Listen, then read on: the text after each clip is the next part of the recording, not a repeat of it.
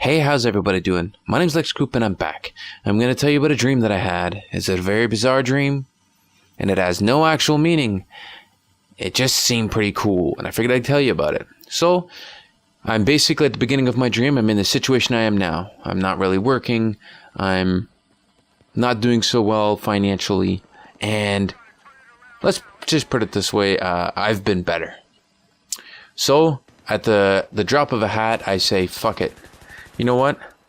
I'm going to go, I want to work for Machinima. I'm going to drop everything I have. I'm going to sell everything I have. And I'm just going to go down to Machinima. Now, in my dream, Machinima's office was in San Jose. And I was like, okay, I'm going to go down to San Jose and I'm going to just get myself a job. I don't care how I do it. I'm going to get myself a job at Machinima. So I sell everything. And I don't even tell anybody. I don't tell any family or anything. And I just take off.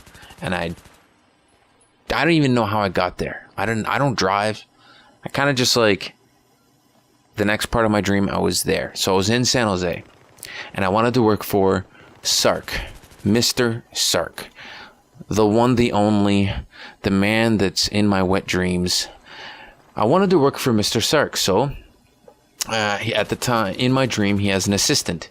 And I wanted to be his assistant. I wanted to be the man that he looked after, that needed any ideas, help with anything, you know, any sort of aid that he needed. I wanted to be the guy to get it for him. So, I found out his assistant, and I found out some way to relieve his assistant of his duties.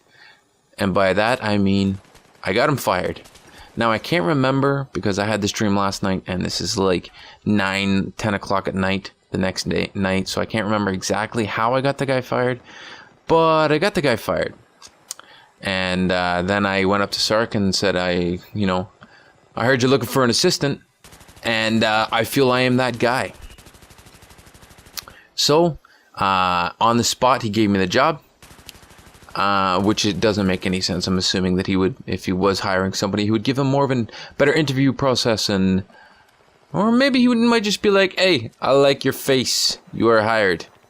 So I got the job, and then the next day I was an hour late because I didn't have any place to stay. I didn't have any place to live, so I can't remember. I think I slept under a bridge.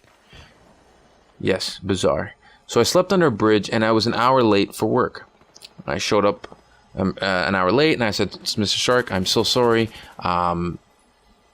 This will never happen again. I'll be an hour early tomorrow to make up for the time lost, and I'll work my ass off. This will never happen again. Just give me one more chance."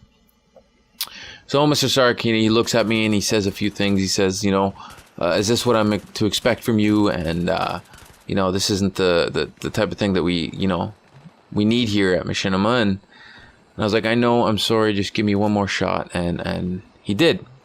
So he gave me another chance. And then, and then we finished out the day and I completed tasks that he asked of me. So next day comes around and I don't think I slept in the same place. I wasn't sleeping in the, underneath the bridge anymore. I had some other weird fucking random spot that a bum would sleep, and I slept there. So I came, and same thing. I was late again, and then I was like, "Oh no!" I started to panic. So I was like, "All right, this is it. This is the story. This is the truth. This is how it is." I just came down here. Actually, sorry. Before I explained the situation, he said, "Look, not only did you get my other assistant fired, I gave you a job. You were late first day, and now you're late the second day. Why should I give you another chance? Why should I not just get you out of here right now?" And then I told him my story. I was like, "Okay, this is it. This is the reason. I was not doing well back home. I'm a Canadian. I'm not even American.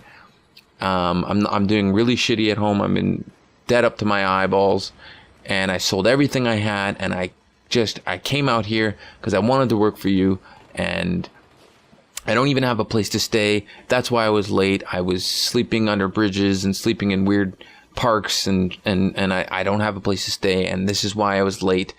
Give me one more shot. I will find somebody that I know that's in my family that lives here, and I'll be here on time from here on out. So I called my mom, and for some bizarre reason, I was like, hey mom, is there anybody that you know that's in our family that lives in San Jose? And she's like, oh yeah, your cousin, I can't remember her name. She was she's younger than me. She's like 21. I'm like, how old is she? She's like, she just turned 21. I'm like, okay. I don't know why it's relevant how old she was if she's gonna be doing me a favor. And then at the blink of an eye, I'm like, oh okay, well where is she? And she's like, all right, well I'll go knock on her door and ask her for you. And then all of a sudden my mom is down in San Jose with me, which is probably like a 12-hour drive, but maybe even longer. And she was there. So I was like, okay, cool. So she knocks on my cousin's door with me. We go after my shift or whatever that I finished at Machinima with Mr. Sark doing his duties, and we go, and the boss is like, she's there, and she's like, okay, yeah, I can give you a job. I can let you stay here. And she's actually really hot. I don't have this actual cousin. This is an imaginary cousin, but she's really, really hot. And so mom hooks me up, and then for some bizarre reason, the whole time I'm there, she's trying to hook up with me. My own cousin is trying to hook up with me. And trust me, I do my best, and I don't give in to temptation for as long as possible. But eventually I just say, all right, fine. So I get into bed with her.